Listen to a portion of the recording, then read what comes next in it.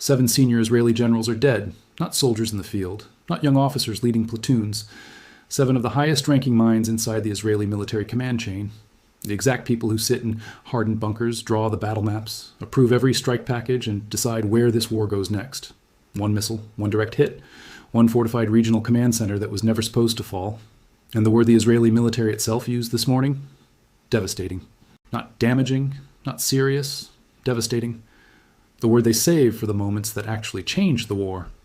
10 interceptors were launched at the Fattah-2. 10, all of them failed. The hypersonic missile slipped through Israel's most advanced layered defense shield like it wasn't even there, slammed into the bunker, and killed 7 senior officers plus an unknown number of staff in a single impact.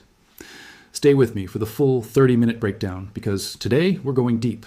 What the Fattah-2 actually is, why 10 of Israel's best interceptors couldn't touch it, what this single strike does to Israel's ability to run this war, the jaw-dropping public admission from Rafael's own vice president, the Chinese research paper that just got proven right in real time, and what this moment really means for the future of this conflict.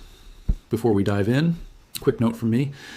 Every major crisis I cover on this channel follows the same hidden patterns. Sudden escalations, broken defense doctrines, and power shifts nobody saw coming. While mapping these patterns, I put together a complete report called the Global Crisis Survival Guide. It shows you the early warning signs and the exact steps you need to protect yourself and your family when the next big shock hits. The full guide is free in the description below. Grab it now while it's still up. All right, let's talk about what actually happened. The Fattah-2 is not just a faster missile. It's a completely different generation of weapon.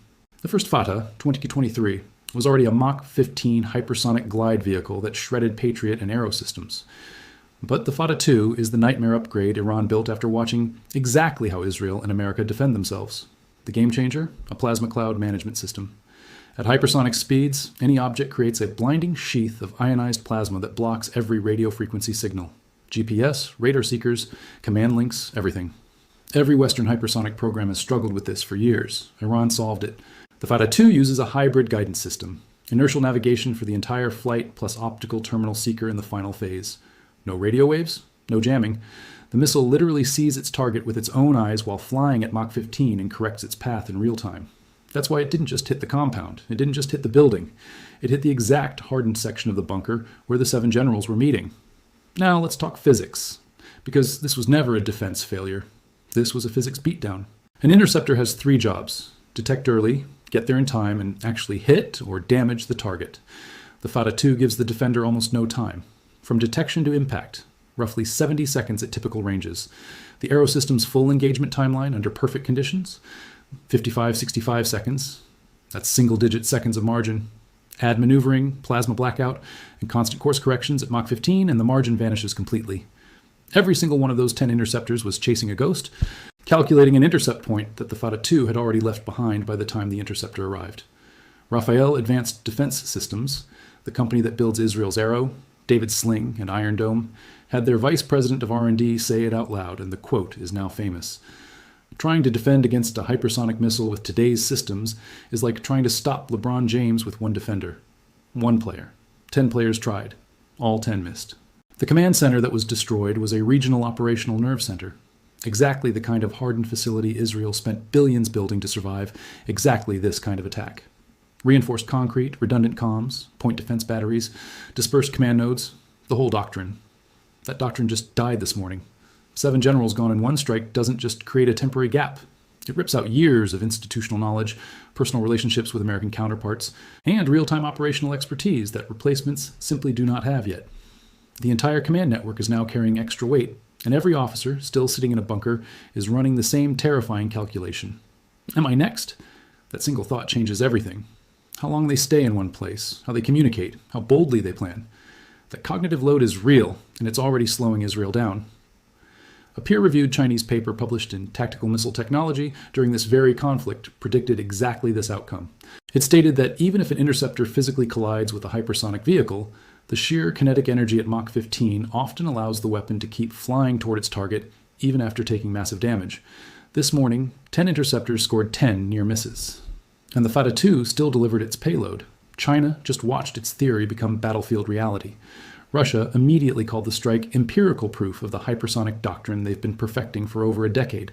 They're already comparing notes between the Fattah-2's optical plasma solution and their own avant-garde system.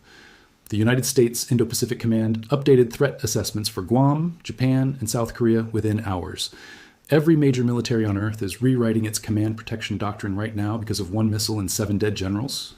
And the most dangerous question of all, the one no Israeli official wants to answer out loud: how did Iran know exactly where those 7 generals would be, inside a classified bunker at that exact moment?